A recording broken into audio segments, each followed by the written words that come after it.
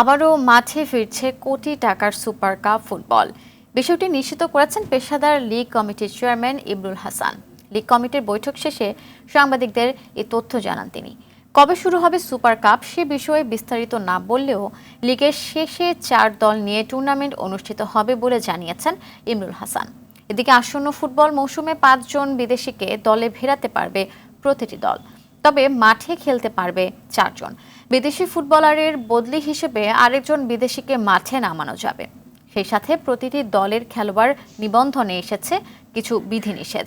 23 জনের মধ্যে 2 জন অনূর্ধ্ব 16 ও 18 বছর বয়সী ফুটবলারকে দলে নেওয়া বাধ্যতামূলক করে দিয়েছে লীগ কমিটি। আমরা সুপার কাপ আয়োজন করব, সেক্ষেত্রে আমরা হয়তো এখনো দল সংখ্যা নির্ধারিত করিনি, তবে সম্ভাব্য যেটা হচ্ছে আমরা প্রাথমিক যে সিদ্ধান্ত নিয়েছি লিগের টপ 4টে টিম সুপার লিগে খেলবে।